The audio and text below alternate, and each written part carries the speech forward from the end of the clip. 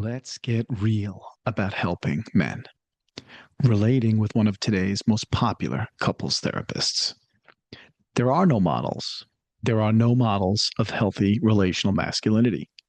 Terry Real, therapist, The Modern Love Podcast, May 2025. Terry Real, one of today's most famous couples therapists, was answering a question from the Modern Love Podcast host, Anna Martin, during a May 2025 interview. A truncated version of her question, see the end of this Substack essay for the full windup, is here. Martin, it does feel to me, though, that we are at a kind of flashpoint culturally, at least in the United States, where men who hold on to traditional values of masculinity are lashing out. In the year 2025, what is going on with men? Big question, Terry, but I feel like you're the person to ask this to. Real. Not to be grandiose myself, but I want to take ownership. I am the person to ask this to, and I'll tell you why. There are no models. There are no models of healthy relational masculinity. Martin, none? Real. Yeah.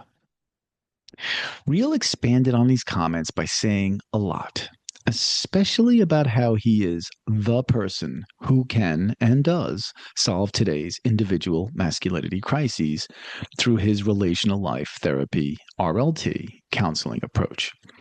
As it has been described by Real and others, RLT attempts to end relationship power struggles and individual defensiveness by being blunt and confrontational with the individual, typically the male in heterosexual relationships, who is struggling to be vulnerable and intimate.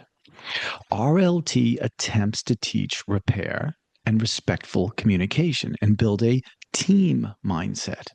It promotes both partners seeking to be more honest, accountable, and eventually, hopefully, emotionally connected.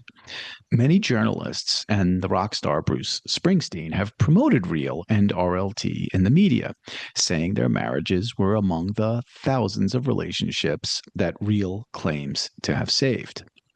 Note, there is no documentation of Terry Real's claims. The RLT method has never been independently peer reviewed, and there are no papers published by Real or his RLT Foundation demonstrating empirical proof of RLT's efficacy. A page on the RLT Foundation's website refers to a September 2025, August 2026 outcome study that will enlist excellent RLT trained therapists to recruit couples to participate in the study. What we do know about the efficacy of Real's approach, his theories about men, masculinity, and how men operate in heterosexual relationships, comes from his prolific number of interviews and public appearances. Real is one of the media's current masculinity and couples therapy rock stars. As a result, he has a visible influence in the masculinity space. And that's why he earned a spot on my bell curve of male suffering voices. Real sits on the far left of the curve because of his focus on males who struggle with vulnerability and emotions, and his equal tendency to explain masculinity through anecdotes about extreme cases of unhealthy men who desperately need reform. Real centers male and female challenges in a patriarchal context. He repeats well crafted, memorable aphorisms that gain him millions of impressions for his YouTube shorts and TikTok videos. I especially like Real's RLT behavioral tools. His concept of full respect living, which is very Buddhist, calling time out when things get hot between two people. A stepwise feedback wheel, learning anti venting, argumentative styles, dismissing the need to be right, to control, to retaliate. While Real is correct on the majority of his observations, his beliefs, and advice, his framing frequently risks turning off a large share of men who could benefit from his ideas. Finally, Real spends little to no time presenting positive male relational examples. It seems to me that he considers the model for men to improve themselves, like Justin Baldoni, to be women, not good humans, of whom many men would qualify sins of omission. At one point during Real's interview on Tim Ferriss's May 2025 podcast, The Therapist Who Breaks All the Rules, Ferriss asks Real to address whether his language and framing could be counterproductive to the cause of helping men. Not to interrupt, but I want to ask you about this word patriarchy. And I'm just wondering how you think about using versus not using that term, because I feel like there's a risk that you might turn off men who actually need to hear a lot of what you have to say. Real begins his answer this way. Well, I don't know. It is what it is. So let me talk about what I mean, and then we can talk about the marketing of it. Real then rambles on for about 4 minutes, defining political and psychological patriarchy in great detail. He never directly answers Ferriss's question. How effective is this framing for men to enter into a discussion about personal improvement? He never gets around to, as he called it, the marketing of the word patriarchy. In fact, Ferriss points out that Real hasn't answered his question and ends this segment of the interview by saying, "Thank you for unpacking that. We might come back to it." They never do. I completely agree that American society is overwhelmingly dominated by a patriarchal system that negatively impacts households, workplaces, religious institutions, and politics. I have personally witnessed the damage wreaked from holding on to this antiquated male dominance, female subservience model. And I believe with all of my heart and mind that equality and equanimity is the only way forward. But words matter. For the last 70 years, masculinity and gender have consistently and continuously been framed in America in a way that has undermined progress. Even more important is our continuous failure to not acknowledge the emotional change that men have already undergone. In my Substack, If You're Not That Guy, Why Are You So Sensitive?, I highlighted 3 incredibly sensitive and relational men whom Steve Hartman featured on CBS News.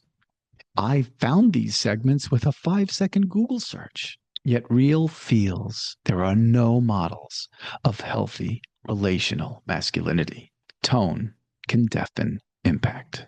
I haven't seen a particular study that has tested Real's words, phrases, and communication approach, but Big 5 personality research suggests the men most likely to bounce off Real's patriarchy language are those lower in openness, and especially those also low in agreeableness. That's plausibly a meaningful male minority, on the order of perhaps 2 out of 5 males. The men most likely to respond positively to Real and his centering on patriarchy are pro-social, coachable men who are not interested in domination as a gender identity. What I would prefer is how writer Chancey Dunn handled this very same topic in her 2017 article, How Not to End Up Hating Your Partner, or, drumroll please, Goop. Yes, that Goop. Dunn's Goop article is about how she and her husband Tom engaged in a day-long session with Real to address significant issues in their relationship following the birth of their first child. Tom was ignoring her need for more assistance in the home. He closed down and retreated, while the smallest issues set her off into a rampage. In the article, she frames her experience with Real as a practical, we survived this story with a couple you can recognize, and then an advice-driven Q&A. Importantly, this piece shows Real doing two-sided confrontation in a very explicit way. Dunn is told that her yelling at her husband is verbal abuse, while Tom is told to get his ass off the couch and help at home.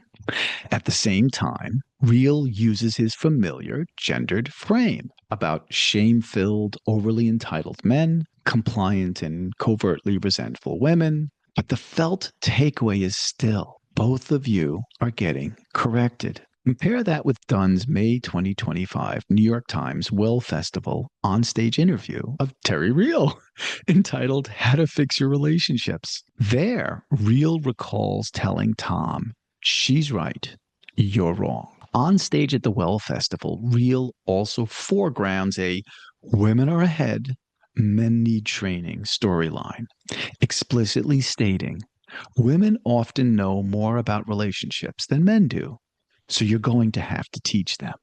He did include advice that protects men from contempt. Harshness has no redeeming value. But the headline vibe was more guys step up to women's new expectations. Men who dislike ideological talk often do better with rules and drills than with theory. The Goop version of what happened in Jancy Dunn's relationship is much more Real being a coach with a playbook, which can feel less like a moral lecture. Taking a step back to take steps forward. I am not asking therapists, influencers, or women to walk on eggshells for men, especially for men who are hurting women beyond the normal relationship conflicts. What I do believe is that if we want to stop this endless cycle of masculinity crises, we should work harder at choosing words and phrases that help men feel seen. And yes, sometimes uncomfortably seen. We want to help them engage instead of leading them to feel stereotyped and risk them disengaging. If a man already feels accused by cultural narratives, men are the problem. Real's explicit focus on power, entitlement, and patriarchal conditioning will likely land as just one more indictment against men, even when Real's intentions, I believe, are liberation and accountability. One profound corollary for me was learning about one of Real's 5 main RLT behavioral tools, his stepwise feedback wheel. It's exactly what I was taught in corporate leadership classes about offering feedback to a colleague. You tell the story of what you saw happen first. You try to bring that person back to the specific event that is presenting the need for a discussion. Then you express how what you experienced made you feel. And finally, you ask the other person to do something different in any similar future situation. When I learned this feedback model 30 years ago, it was not presented to me as a gendered communication style. It was practical, seemed logical, and it opened the door for me to use skills any good human should aspire to develop. Any good human, period. Full stop.